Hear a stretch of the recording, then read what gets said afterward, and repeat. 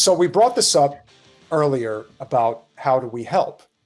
And for those of you who have been following our channel, and we hope you have, and there you go, DJ. We have our own pack.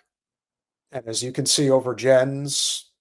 Okay, see, I'm going to just do this because for me, it's here. But I know that for you guys, it's probably there because I've heard that, which doesn't make any sense to me because to me, there is the corner next to Peter. So it's like a rotate. It's a weird rotation. We bring this up because obviously you guys have seen the ad by Michael Rechtenwald and AZAPAC. And obviously it's done very well on social media, and we are very happy to collaborate with them. They are focusing on a slate of candidates that are different from ours, but the Revolutionary Change PAC has several shorter ads that are out there, and this is, I believe, the original ad that launched the Revolutionary Change PAC. At 16 years old in Israel on a high school trip, holding an assault rifle, and this is the definition of indoctrination. As I grew older, I witnessed the rise of the Israeli lobby, exerting its influence on our politics and policies. I learned about the injustices happening thousands of miles away in the name of Jewish people, and I can't stay silent in the face of such injustice. I do not feel powerless, I feel hopeful. It is time for us to use our voices to stand in solidarity with the oppressed, to demand accountability from our leaders. I pledge to fight for justice and equity for everyone, here at home and abroad, for there can be no peace without true justice. Hi, I'm Jen Perelman with the Revolutionary Change PAC. We are done with AIPAC-funded candidates that put foreign interests ahead of the interests of working Americans. You can help us beat AIPAC at their own game. Please donate to Revolutionary Change now and help us fight fire with fire.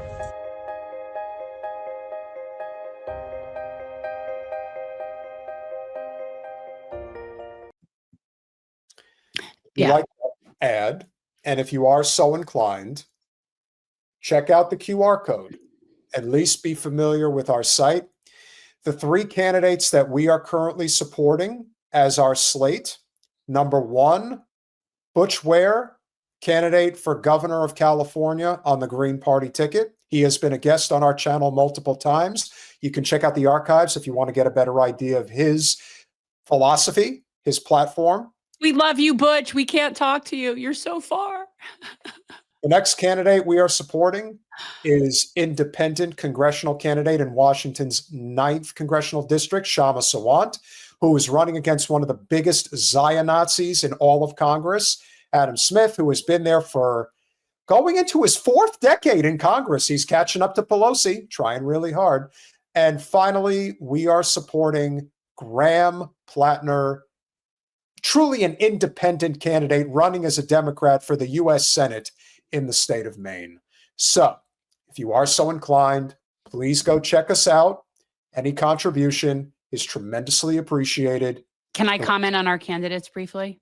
Sure. I wanted to say something that distinguishes us from AZAPAC, and we're very supportive of AZAPAC because at the end of the day, I will support anybody who's not bought and paid for over somebody who's bought and paid for, and regardless of political leaning. Like I will take a non-corporate conservative over a corporate bought liberal any day of the week. Amen. So this is not to like discredit anything that they're doing. And we definitely like Jose Vega and all that. While we are nonpartisan in terms of our PAC, and we prefer to support anything that's against the duopoly, okay, we do tend and will support candidates that are fighting for working people and that believe in helping raise up vulnerable people and get the oppressor off our necks. So even though someone might be anti-Zio and anti-Israel and America first, that is not really all it takes to be one of our candidates. It just isn't. It's a requirement. That's a baseline requirement. But we also are supporting people that are fighting for the least of these in a way that no one else is doing. Couldn't agree more. And we bring this up because, as you know, The Zio state, despite all that is going on right now, is losing its stranglehold over our political arena. They are. That is why the Zio-Nazi billionaire class, led by the likes of Larry Ellison, feel that they have to buy up all of our media, corporate media specific to begin, but I'm sure that they will find their way. Believe me, guys, the one thing you have to remember, and one of the reasons why I truly believe our channel is growing the way that it's growing, is because people know that we are the genuine article, but they also know that we can't be bought. So once Larry Ellison and his cohorts are all done buying up all of these corporate media channels, let me assure you, they're coming for the independent media channels next. And it is not going to cost a lot of money for them to buy off certain people and watch them change their tune. But if there is a scumbag that is the embodiment of everything I hate about liberal Zionism, it's definitely Bari Weiss. All of us see the moment that we're in. And all of us see that the choices that it feels like we have sometimes, which is Hasan Piker and Tucker Carlson, or Nick Fuentes and, Andrew Tate, the kind of people that are rising in the podcast charts. First of all, please, for the love of all that is holy, as my podcast partner likes to say, do not, and I mean do not ever compare or put in the same category with Nick Fuentes, Hasan Piker, and Tucker Carlson, Andrew Tate. Please do not do that. That is an insult. To her, it's the same, though. She has no concept. That's her world. Am I like hallucinating, or for whatever reason, I feel like her, Sarah Hurwitz, and Cheryl are all like morphing into one person. It's all the same person. Have you ever seen all three of them in the same room together at the same time? No. Some people were always laughing at this idea that how could you not tell that Clark Kent was Superman? Well, listen, sometimes you put those glasses on and you really can't tell the difference between the two. Those don't actually represent our values, and I don't think that they represent the values and the worldview of the vast majority of Americans. Like I said, they live in an information silo in which they truly do not have any idea what the average person likes, thinks, or wants. This woman's never been in a room with one of those people, an average person. Who do you know, Barry? Barry. What's even more amazing is that apparently this Jewish leadership conference was only supposed to be like one or two events. It's gone on for an entire week. That's not going to help you get people to like Israel by continuing to do. I mean, I'm not trying to give them any ideas in terms of what they need to do, but I'm just saying if they think that that's what's going to save them, they couldn't be more wrong.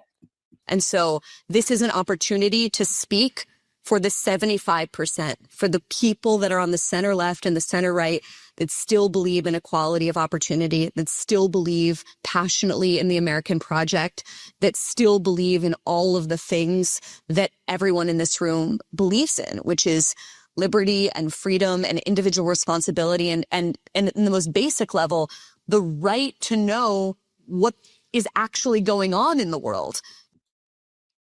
Well, do the Palestinians have that right? Because she sounds very interested in freedom and liberty. I find that very interesting. For who? Oh my God, this bitch. Not the world as propagandists and ideologues imagine it to be, but what's actually going on in the world and in your community, so you can make decisions about where to send your kids to school, about where to live, and about how to vote. That used to just be normal. And the goal of what we're trying to do at CBS is to get back to that normalcy. And I feel incredibly energized and enthusiastic because I think that is where the vast majority of Americans actually are. Yeah. Yeah, you know where they are. Keep talking, lady. Just keep talking. God. And the more you talk, the faster the Zio state will cease to exist. Well, the fact that she's in charge of this huge media conglomerate situation is so ridiculous to me. She's so out of her element. She is so unqualified. And those are dying relics of media anyway. And she's just going to be like the last person at its helm before it's like put 6 feet under. Agreed. Well, Is that who I think it is? so That's your essence. that articulation of that set of goals to speak into the lives of the 75%, how are you going to do that? What's your strategy for success? So I think one of the problems is a lot of people have tried to do centrist news. I know this because I am like the target audience for those things. And the reason that they have all failed is it's like trying to force feed spinach down someone's throat, right? It's felt very like tofu, oatmeal. It's like centrist news is choosing the midpoint between every single topic. It's felt like an absence of charisma and identity. And She should know. as nostalgic as people might be for an era in which 30 million Americans every night watched Walter Cronkite and saw him as the voice of truth, and I understand why they're nostalgic for that. We're not going back to that. So how do you build trust in a moment of unbelievably low trust in all of our public institutions, especially the mainstream press? I don't think it's by pretending like we can go back to having a view from nowhere. I think it's about who's in the room, right? I think it's about redrawing the lines of what falls in the 40-yard lines of acceptable debate and acceptable American politics and culture. And I don't mean that in like a censorious gatekeeping way. I mean having people that are clearly identifiably on the center left and on the center right in conversation with each other. And That would be the same person. That would be like, somebody like maybe like a multiple personality person having a conversation. The person on the center left and the center right is the center. And that's where you are. Like, what is she talking about? This is like Kamala level word salad shit.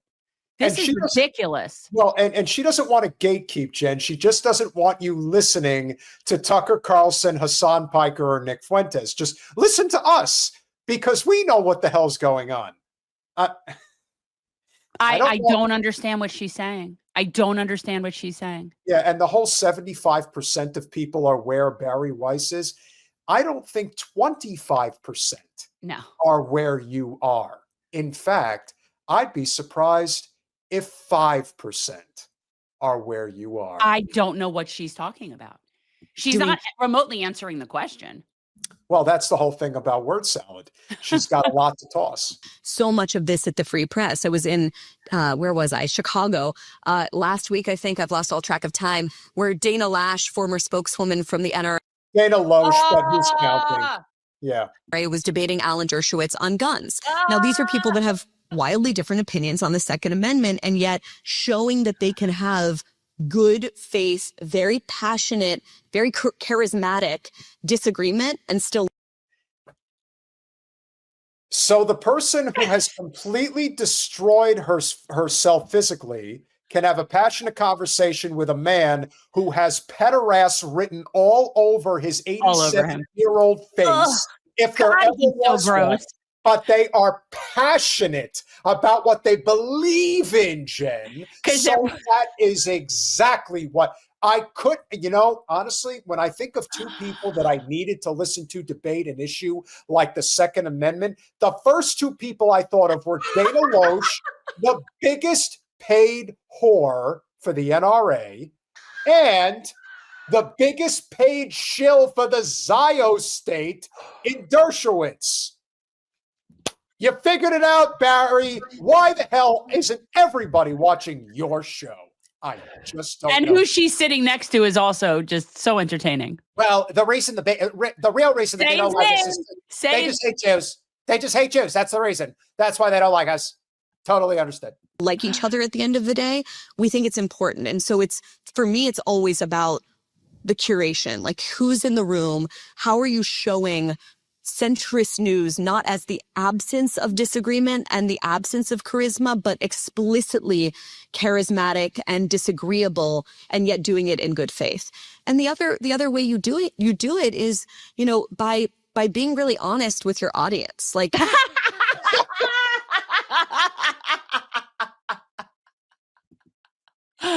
now that's just funny. Lord, give me the strength to make it through Thanksgiving without thinking about this bullshit. Oh, did you say Thanksgiving? Yeah. Did you say Thanksgiving? Listen, I totally said thankful for all of you. But you really have to stop doing that. That is you're a really terrible person.